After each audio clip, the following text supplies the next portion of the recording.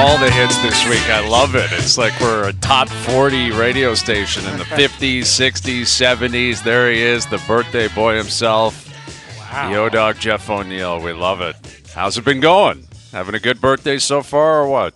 You know what? It's been great. It's been great. Just, I don't know what to tell you.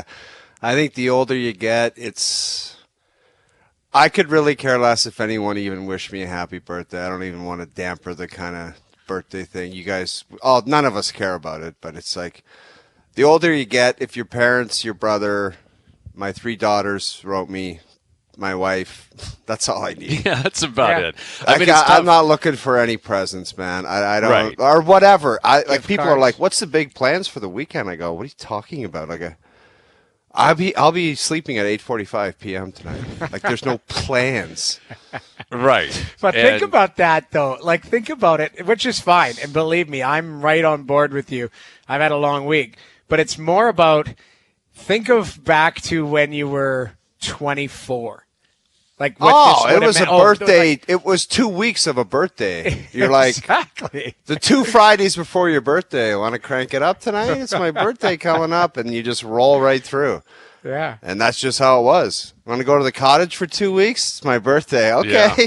No, exactly. And you bundle it with other birthdays. Do you have a birthday in the next 3 months? You're in. We're all doing What this about together. this one? Oh, you're in March. You're also in February. What about a 10-day golf trip? Sound good? Yeah. Let's Absolutely. go. Let's bundle it together. Bundle the birthdays. I think we need to bring that back. Bring back the bundled birthday. And I don't know what like you're missing me on the bundle, like just where people get together and say it's yours. Like, well, what I mean by that is like you just said. It's like, oh, you're in February, you're in March, early April. That counts. It's a window, right?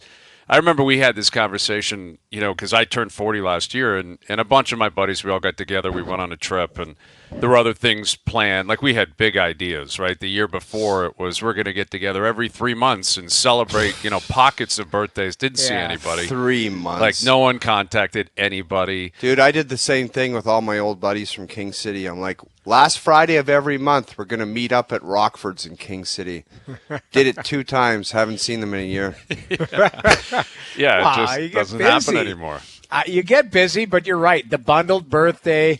And if you're younger, have at it. If you don't have any responsibility or anything, like, have at it. Have a week-long birthday. I had dinner with a guy last week in Chicago, and he was telling me, and we hadn't seen each other in a bit, and he said, you were invited to my bachelor party. And I said, yeah, I couldn't make it. His bachelor party was 17 days long. He rented a house in Arizona and had pockets of friends that came in. So it was like a stop in. You can't make it that week. Come the following week. So he had pockets of friends. That's wild, man. I find the ladies still enjoy, like, I used to live in the Kingsway, and if it was a guy's birthday in the group, like the circle of friends, go to Gabby's for some wings. The ladies, 7 days in Miami for something like married adult people. It's like, what do you need 7 days in Miami for a birthday for? Like, I'm having the guys get wings at Gabby's in 7 days in Miami. That was just like, that seems like an imbalance. I'll grant you that, but. Hey, listen, we don't have anything planned for you. We played the song out of the gate. That's all I'm getting. That's all you're going to get. But, everyone is going to congratulate you. And it is difficult. You're a public figure. You can't run from this kind of stuff. Doogie had it planned. He had the tweet out first thing this morning. And everyone's been very cordial and very excited for the big birthday bash. But it's not a huge number, right? Like, what are you, 47 or 8? 8. What are you? 48. Yeah. So 48. Like 50, we'll make a big deal at 50. In 2 years. Exactly. You know what?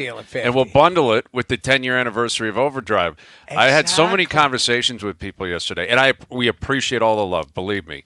But I kept saying, I'm like, it's not a milestone. 8 years isn't, some like big bonanza. It is in this world, in this industry. And maybe this is just the shocking element that we've lasted 8 years. I think that's more what it was. Like, how did the 3 of you possibly last 8 years? Before someone either pulled you or you guys killed each other or you just said, we're not doing this anymore.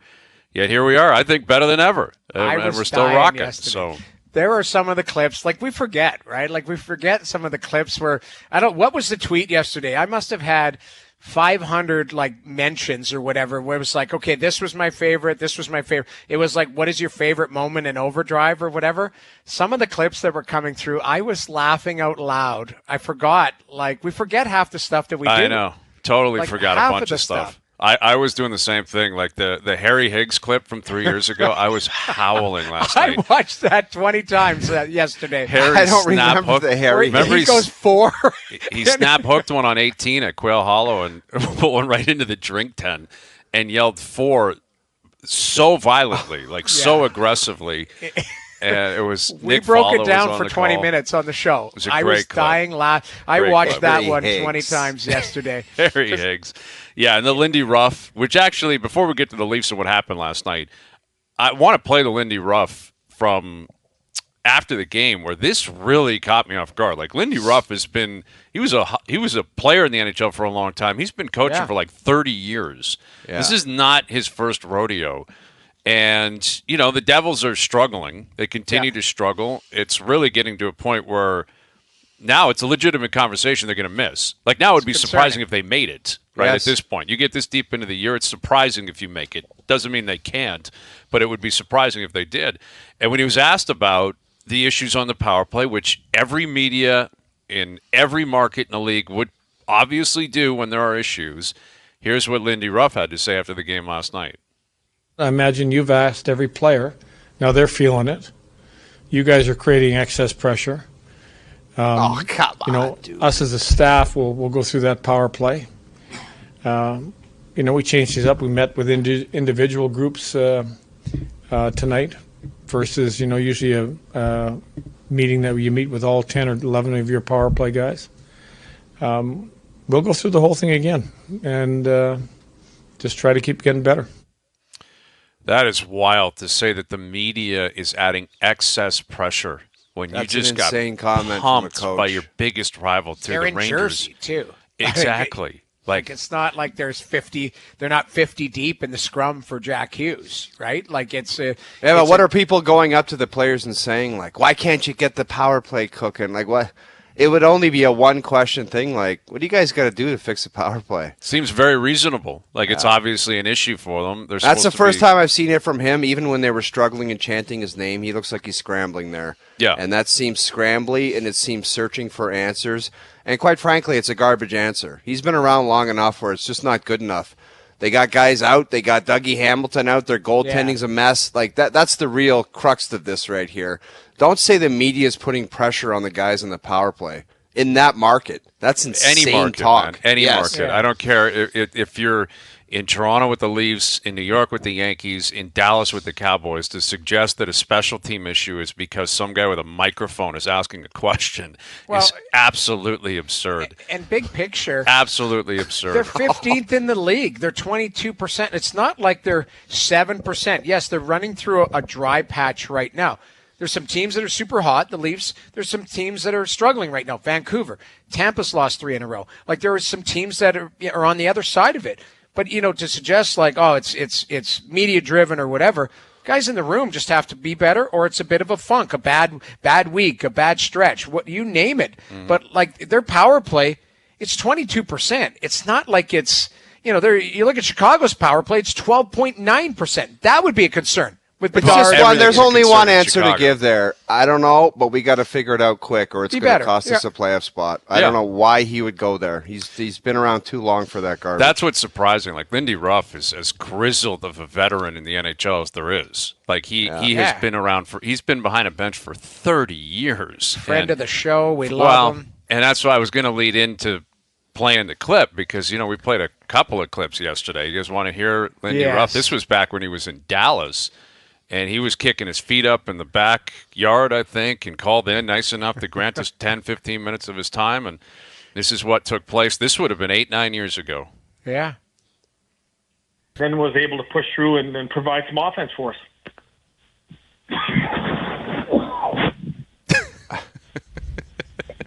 You all right there, Lindy? Yeah, I'm all right. Sorry. We weren't sure if your phone dropped or you were like, I'm out of here. We got to roll. No, I'm still here. Okay, we got. All right, there you go. Black and white for some reason, which I love. And what was going on with my hair? I don't know. That studio weird flashbacks too. That was like an old school studio we were in. It was dark. Yeah, it really was. Dark. It was a black and white clip. I don't know why, but that's what was played, so it's all good. And anyway, we thought we'd bring that up because of what happened last night. But the reality is, you got a scenario where, to your point, things are swinging in the league. There are coaches that are happy. There are coaches that are not happy. And I'm not sure there's a coach in the league that would be happier than Sheldon Keefe right now. I think he'd be real close to the top of the list. And I think we're going to do our Canadian mood meter a little bit later on and specifically look at the coaches, which we've done a few times over the course of the year. And there were times earlier in the season where Sheldon Keefe was middle of the pack, if not lower than that. But when you consider the way the Leafs played last night, and I know it was a late game midweek, not everyone got a chance to catch it, that first period was as dominant of a performance as I can recall them having all year, especially considering the context, back-to-back in Vegas. Vegas is waiting for you. Vegas didn't play the night before. Aiden Hill's in net. You run him out of the building. It just and furthermore, it was Domi and Kampf and Pontus Holmberg turns into Doug Gilmour somehow on the strip last night. Yeah, it was impressive, and everyone's a really cooking. Impressive win. And the one thing that I think they've done, Hayes, I think the narrative in the past was, I mentioned it a lot in describing the way they play. It was like they were going out there to just play, let's see if I can score a goal. And if that doesn't work, then maybe we just don't have it. There's like an excitement, there's a jump, and I even hear it from fans because everybody has to get their 2 cents in with me when they see me. It's just likable to watch. They're like, They're aggressive, and they're just playing for keeps and playing to win. Obviously, things are going in their favor right now. They've got a guy on an ultimate heater, one of the best heaters that's ever happened in the National Hockey League. But other guys are involved, and I said it last night on the panel. It kind of sounds peewee-ish, but people are feeling like they're part of the team. They're contributing. John Tavares slots down. He has success. Max Domi goes up. He has success. They're playing an NHL style of game, and it's likable and it's sustainable. And you want to talk about playoffs, we've always said it, like, where's the battle? Where's the compete? This is the playoffs. That's what they got right now. And if you could do that plus better and keep honing that, what they brought to the table last night, they'd have a chance against a good team. Absolutely, in a 7-game series. And I'm not saying they'd win. I'm not saying if they played a quality opponent like Boston or Florida, it's an automatic win. But if you keep working on what they did last night, that will give you a chance because you've got some great players who can score some goals. And it's just flipped where some guys would say, yeah, I love the Leafs, but I can't stand the way these guys play.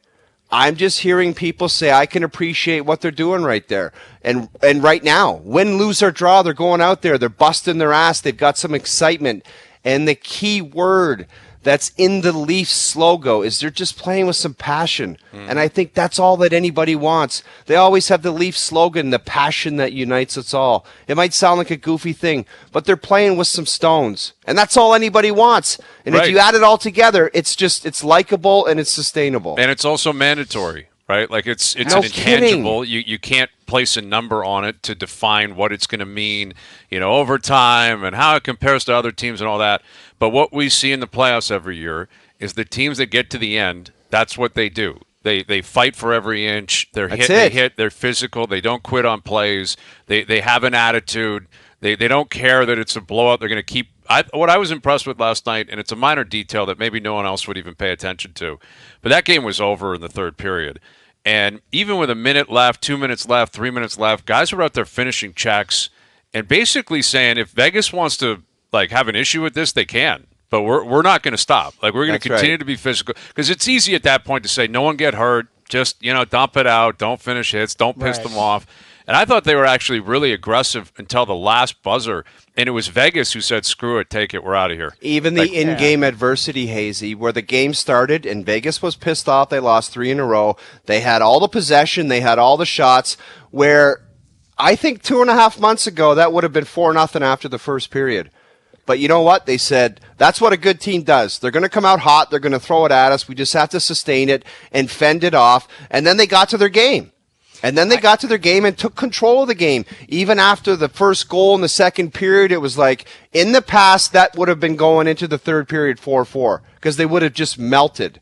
They're not melting. They've got some jam and some fortitude to kind of push through it. The thing that impressed me is it feels like months. I'm paraphrasing. We just talked about two players, Matthews and Nylander, really. And Marner's been good, and Marner's sneakily just getting a bunch of points. But it's been two players for me that have dragged this team along, and everyone else kind of just, when's the support coming?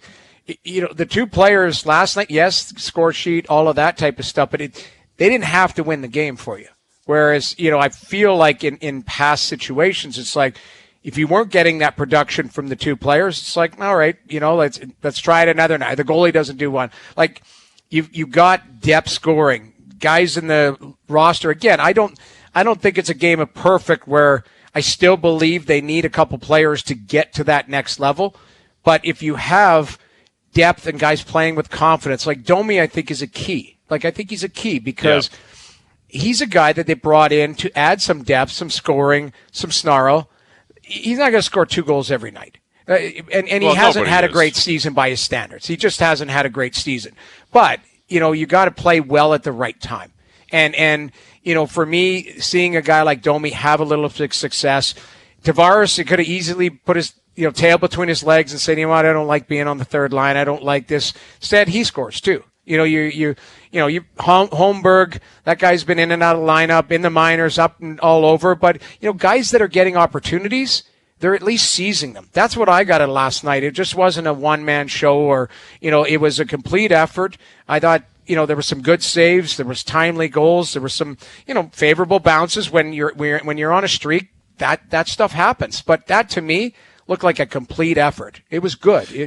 Top to bottom. That's as well as I think they've played all year, and there's no compensating. Well, it's only this. Like Vegas is a really good team. I get 2 guys are out, but they're not happy with the way they're playing. Cassidy could not be happy with the way things shook out last night, and the Leafs showed up and everything broke their way, including Matthews getting on the game sheet late. Like he sneaks in a goal. It's like, all right, keep it rolling. He's up to 52 now. He's on pace for whatever it is, 76 or 77. And, even that makes you feel good as a team, I'm sure, leaving, because they're trying to avoid that topic, obviously. They're trying, and I think Matthews is uncomfortable with it. He doesn't want it to be a daily conversation, but it is kind of hanging over the team. And, we discuss this every year after they, if you lose in the first round or second round, you got a long off season, we always have the same conversation. Like, there's a fair amount of fans that, say, wake me up in April, well, we're getting closer to that. Like you can feel April, right? Like, and they're starting to play like it. And I don't think this was the case, but there's a chance it was. Teams do this sometimes. Boredom early in the season, them trying to figure out, do we take this seriously or not? And now they're red hot. We'll see if they continue it for the final 24, 25 games. But it doesn't matter if you peak in October or November. What matters is if you get right and you peak in April and into May. And I think Domi's an example of that, too. He's had ups and downs. Bertuzzi's had ups and downs. But they were always brought in for what do you do down the stretch and what do you do in the playoffs. Like, that was always the plan, I think, from Brad Treliving and company to bring those guys in. And on top of it, now that they're chugging and now that, you got some different guys contributing and they're playing a bit of a different style. You add the Morgan, Riley, Ridley, Gregg suspension story. Now you got Matthews chugging towards 70. I would guess there's a fair amount of fans that are like, all right, this is actually pretty interesting down the stretch. It's no longer wake me up on April 15th. It's I'll jump on this ride and see where it goes. How high can you guys climb? And one other player I'll mention, Hazy. Jamie mentioned Mitch Marner. I thought the past 48 hours were his 2 best games of the year.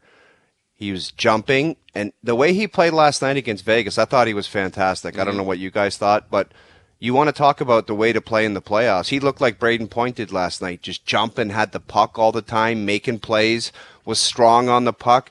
He just looked like a machine out there. That was the best game that I thought that was the Mitch of old. Like, he was dancing, he was hopping. For some reason, in different parts and different stretches of the season, he hasn't looked like himself. It just looked a little bit slower and a little bit lethargic, and I don't know what was going on or why that was happening. But he's been dialed in, and I thought he was fantastic the last 48 hours. Yeah, he's been really good. I would say the last 10, 15 games, but particularly the last couple of games for sure. And his numbers would indicate that.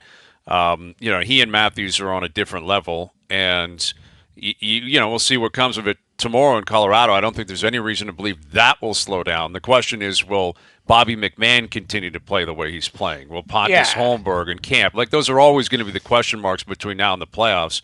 Is, how much and you're not going to get it every night. You're not. Like, that's like you said. But have the time. approach every night. How do you show up exactly and make the opposition realize, okay, we're in for one here?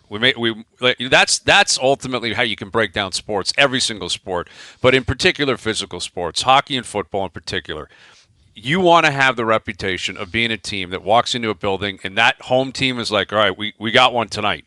Like, that's we exactly got one right. tonight. And the fact is, the Leafs, historically have not always had that reputation. Teams were chirping them for 10 years, saying you go into Toronto, it's the easiest game of the year. They've been saying it for a lot of years. Yeah, and this doesn't mean they're the 75 Flyers or anything like that, but that doesn't exist in the NHL anymore. No, and the regular season are no hitters. Like, I was saying this to somebody yesterday at the rink. Like, when's the last time you saw a guy do an interview with an ice bag on? They don't. We used to see that. That used to be the norm. I don't know if guys ice after the game. I don't know if guys have blocked shots. It's a good question. I don't know if guys have to do interviews anymore. I mean, now it would be a great question for the locker room attendant guys, saying how slow has ice bag business been in the last 20 years? It used to be like, I played with guys, I'm not lying, would literally have 10 ice bags on after the game. I don't, like guys who block shots, all of that. And believe me, there are guys who ice and stim and do that.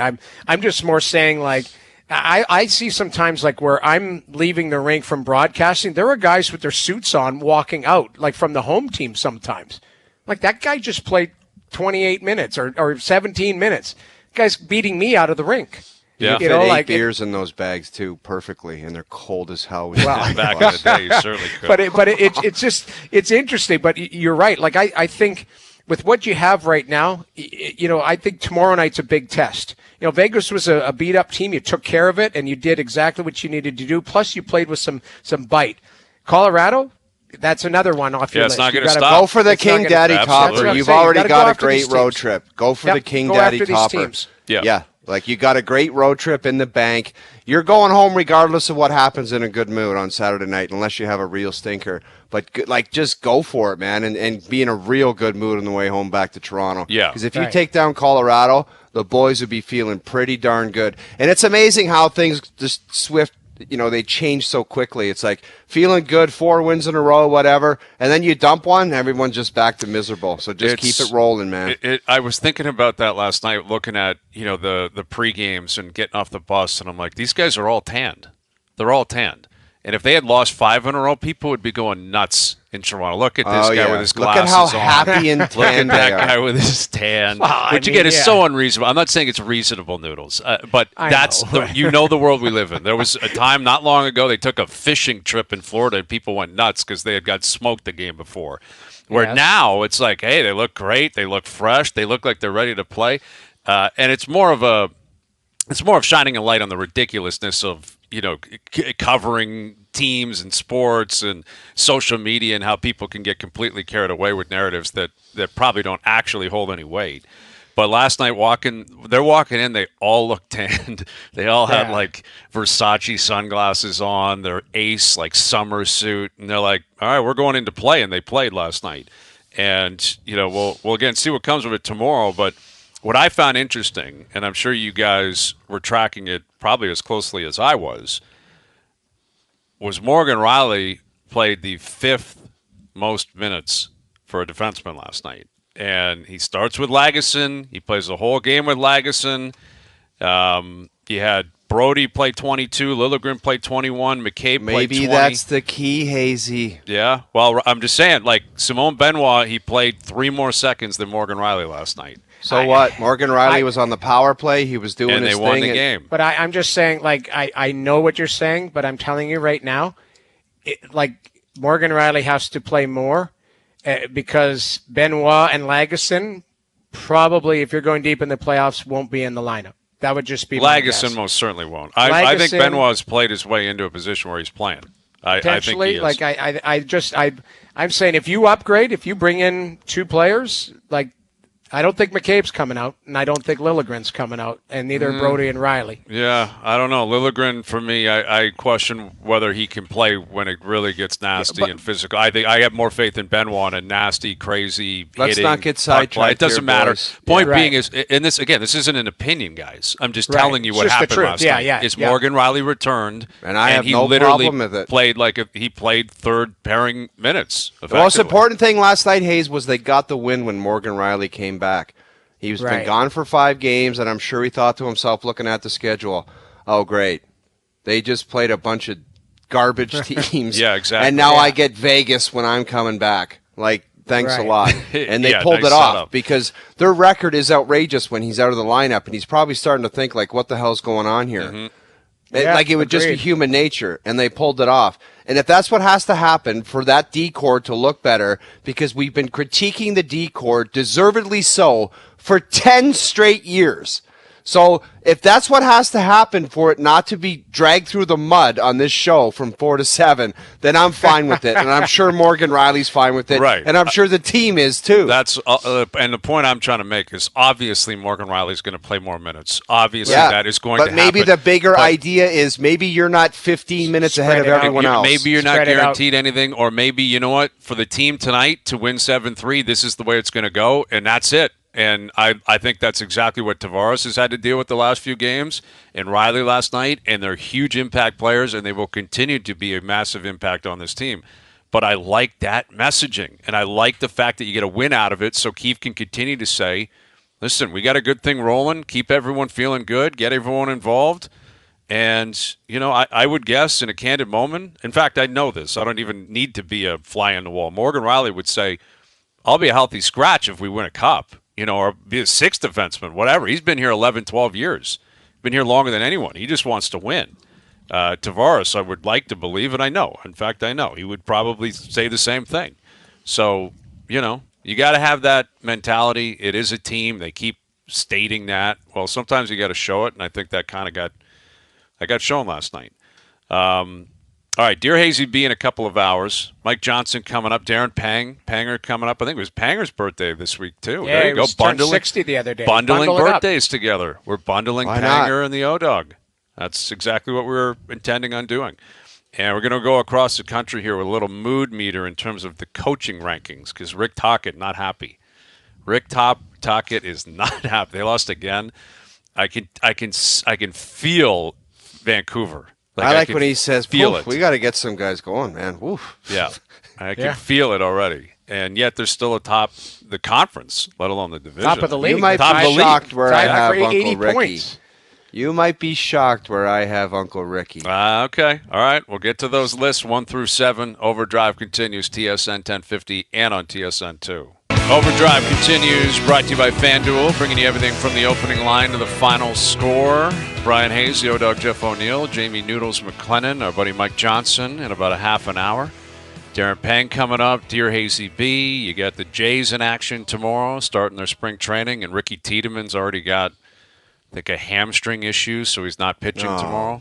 God. It's minor. No. Early in spring, this happens all the time. You know how many times you've said that? Like, you talk about 8 years. I heard, it's minor. Then the next week he's at the doctor's. I and know. Then That's what we should do. Nate Pearson, and he's just gone for a while. Yeah, that's what we should do is some of the things, the outrageous things that we've heard or talked about in 8 years, like some of the stuff that you just said, like, it's just fine, no problem. And then it's like, oh my God, that guy's gone. Like, what did we say about Manoah last year? It's fine. It's one start. When all of a sudden this guy is pitching in a parking lot. Well, I know when the King Daddy would have been Noodles is when they were just leading the Eastern Conference and they lost a couple, and we were like, there's no problem here. The Leafs are going to be in. It's all good.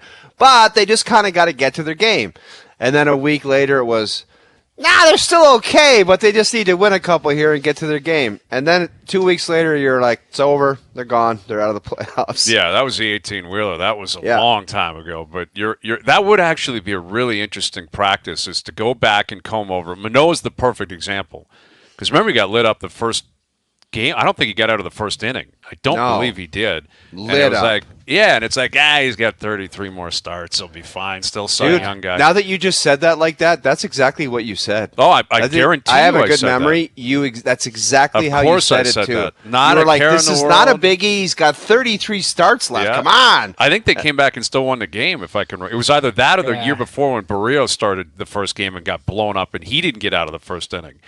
But I would guess by the 7th or 8th start, our tone, maybe earlier than that, our tone went from this guy's a gas to this is getting a little bit murky to I can't believe this is happening. Get him out of here. And there definitely would have been like an interesting transition there. Yeah. Anyway, so Tiedemann, again, nothing to worry about. All good. Going to skip a start tomorrow. I'm sure he'll be fine. And the Raptors are back in action after a big win last night. But we decided today would be a good day to bring back the mood meter. We did this a few times earlier in the year, and then we allowed it to kind of percolate a little bit, right? Let's get closer to the trade deadline, get to about 25 games left. Then we'll go coast to coast and see where we stand on this. Obviously, 7 teams, 7 coaches. 7 coaches, their moods are going to fluctuate over the course of the year. You guys want to kickstart the party off? Yeah, you want to go first? Where are you at? Yes, I'll fire you my list, and I have just a little bit of a warning before you see my list. Mm-hmm. Number 1 is going to shock you because number 1 is the happiest guy in Canada for coaches, okay? Okay. Joe from the Bridge, please get to my list, and I will go through what my thoughts were putting it together. Okay. Because I have got Rick Tocchet at what? the top. Wow. Dude, this is my list, and I'm sick and tired of everyone in Canada. When a team loses 3 games, everyone's like, oh my God, it's game over. They got to fire somebody. They got to trade a bunch of guys.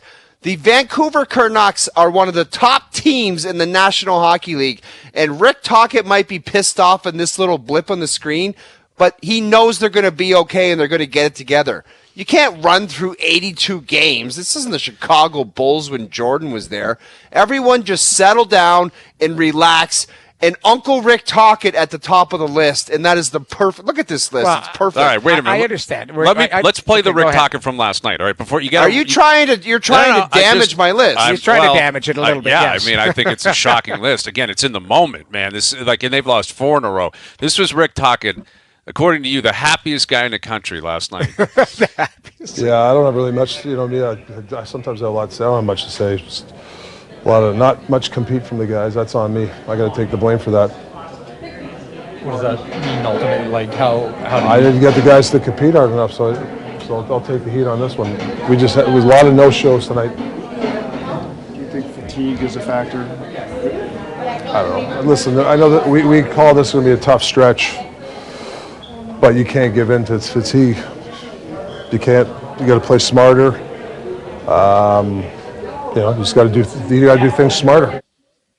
That's a happy man right there. And he goes but let me just point something out. They're 10 points up of everyone else in the Pacific Division.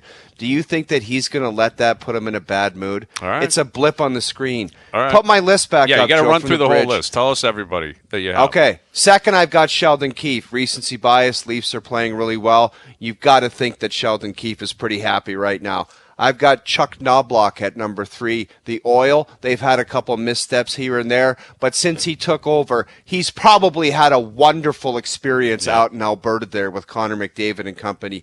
Tricky Ricky Bonus at number 4. I think he's pretty happy right now. They had a bit of a stretch where they couldn't score some goals. Hellebuck maybe had some games he wants back, but they'll always get back on track and have low-scoring games. They're going to be a force in the playoffs. Ryan Huska, I think the Calgary Flames, they play strong games most nights. Mm-hmm. They might not have the horses to get it done, but I think Ryan Huska's he's a pretty happy man. Jacques Martin starting to turn it around. He got handed over a bit of a mess, and I think Marty St. Louis is the least happiest because I'm starting to see it on his face on the bench. He's a competitor. He's a Hart Trophy winner. He's a Stanley Cup champion, and I think he's tired of losing hockey games. He wants to make the playoffs, and he wants to do great things because he was great. Okay. There you go. There's the list. Noodles, your thoughts, and then okay, my thoughts take are, it down. You know what, I see where you're coming with Tocchet, but it's kind of like what we're doing is we're doing it When did we do it last? Couple months ago or a month ago? Like, don't bash my list. I'm not bashing. Your own opinion. What I'm saying, you're right. My point is, the last 3 games, he was mad last night, but overall, he's not that mad. Fair enough. 10 points up in the Pacific. Fair enough. I don't think he was happy with giving up a 10 spot a couple nights ago to win to Minnesota. But outside of that, and he's going to win Coach of the Year right now, if you ask me. So he should be happy. But he's not at the top of my list. I'm going to go with Sheldon Keefe. Recency bias. They've won 6 in a row. So if you asked me 10 days ago, he would have been near the bottom because of how things were going for the Leafs consistency-wise. But you're asking me today, I have him at number 1. Rick Bowness, they've won 4 or 5, and they're scoring. That's the one thing. They put up 6, they put up 4. Like, they actually look a little bit more content with, instead of just winning 1-0 and 2-1, which were the other 2 wins that they had. Chris Knoblauch, pretty consistent. He's got that kind of same look on his face the whole time. And he's pretty poised back there. Edmonton's been pretty consistent. I think they've defensively had hit the ditch a little bit, but they've outscored some issues there. Rick Tocchet, I would have him higher, but just this last 4 games, the 10 spot bothered me. You put up a 10 spot, that's the one that bothered me for him. And then last night's game, he wasn't happy with their effort, and he actually spelled out the word balls. So I remember, do you guys remember this? Game 3 in Philly, they went into Philly and laid an egg, and he was going nuts.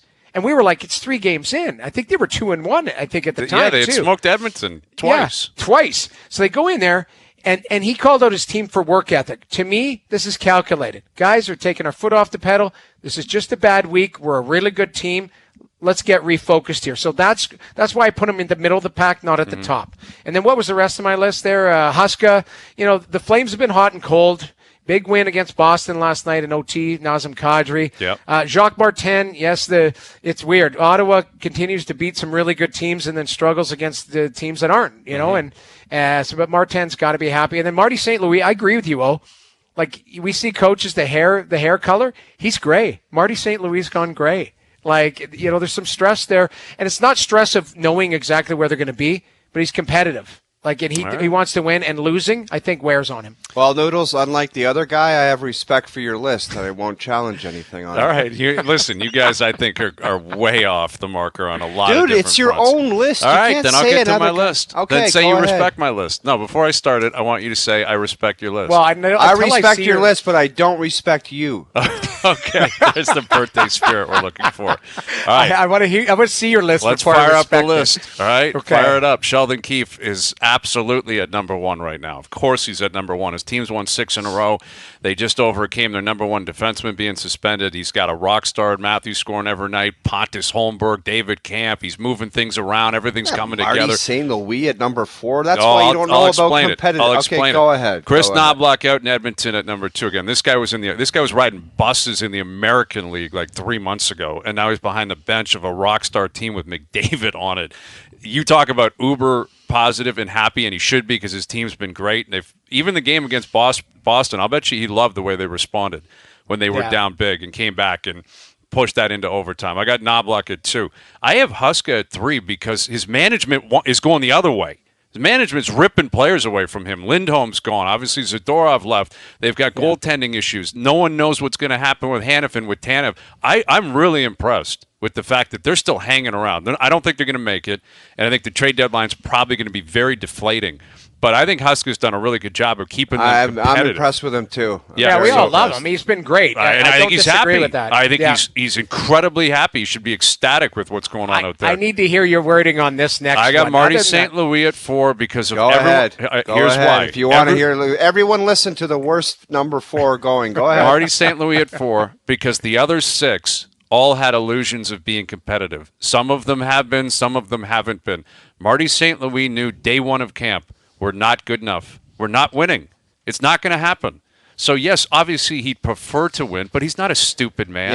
Yeah, but every competitor would say that and then walk away saying, well, if we get goaltending and this guy can do this. It was never going to. What goaltending? Who's going to do that in Montreal? They don't have it. They don't have it right now. They've had injuries this year, like big injuries. I find it disrespectful that you have him at 4 and me and Noodles had him at 7. That should be a telltale sign. It's not. I mean, again, Marty. I think Marty. The reason I have him at 4 is because I'd probably put him at 4 the whole year, just even keeled Marty. because they're just not good enough. They weren't going to be good enough. All of a sudden, Slafkovsky's doing some things here or there. It's about the future. It's always been about the future. So I got St. Louis at 4. Bonus at 5, I had a difficult time placing them. You guys make good points. They've won some games. They're scoring some goals. But that's been an issue for them. And he did pop off like a week ago on his team. And every time that happens with Rick Bowness, it sticks with me. But he probably could have gone up the list a bit. Bonus at 5. Tocchet at 6. I'm sorry. I get what they've done all year. 4 losses in a row. Last night they no-show against Seattle. They gave up a 10 spot to Minnesota like 4 days ago. It's obviously the worst stretch of the year. He's not happy with the effort. Yes, he wants to win the division. They're probably going to do that anyway. But Edmonton's 12 back with 6 games in hand, I believe. Yeah. It's not a foregone conclusion that they win the division. It's not a foregone conclusion that they hold on to that. I think they will, but it's not a foregone conclusion. And this team has been built on consistency and getting up off the mat. And this is 4 games in a row. He's been waiting for that, or 3 in a row since the first loss. And obviously it didn't happen last night. And then Jacques Martin at 7, because Ottawa, I think, again, just continues to go up and down. You mentioned it. They beat Dallas last night. And yet then they play Chicago and Anaheim and get smoked. I mean, I'm sorry. If you've lost to Anaheim and Chicago within 10 days, you're dead last on the list. It's mandatory. You have to be. And that's exactly what Ottawa's done. So I got Jacques Martin at 7. And I think that's just a beautiful list, 1 through 7. As one of my friends mentioned to me just now via text message, you and Noodles looked at it as former athletes, and Hayes, that's a media list. Oh, yeah? That's just what he said. I didn't even follow up and say, what does that mean? But he said, that's Trotzy. My buddy Trotzy said, Hayes is a total media guy's list. Yeah. I'll ask him to expand, but that's what he said. I was just going to say hi to Dougie. Barry Trotz? Because Barry Trotz is sitting in his office watching this possibly trio of bozos come up with evaluation. But who's Trotzy? He's just my buddy. My buddy. So what do I care about Trotzy's take? Okay, I'll get him to explain what he means by it's a media guy's list. Go ahead, Trotzy. Go ahead. Listen, the thing I do like is all 3 of these lists, it's subject to opinion. But it's also, I think we laid out some pretty good, there's fluctuation behind right? it. Yeah, there's some fluctuation behind it. Yeah, you even admit it. You probably could have found a spot a little higher for Rick Bowness. Rick Bowness, but you have to Uncle Ricky, plug you got to show some respect. But here's my thought. I have Keith Knobloch Huska ahead of him. I do, because again, you guys are shortchanging Huska and the Flames, but I think he should be really happy with the way things are going, considering the circus around, like the noise around him, and the understanding that they're going to get rid of guys, and that the front office is not thinking winning right now. That's a very difficult thing for a coach to deal with, and yet his team, I think, continues to kind of plug along. Yeah. So I felt like he deserved to be further up the list. Marty St. Louis, I said what I said. Marty's not a stupid guy. Marty's not surprised. They're not good enough. Montreal's not good enough, and they weren't going to be good enough. So. Doesn't matter that he won a Hart Trophy and a cup.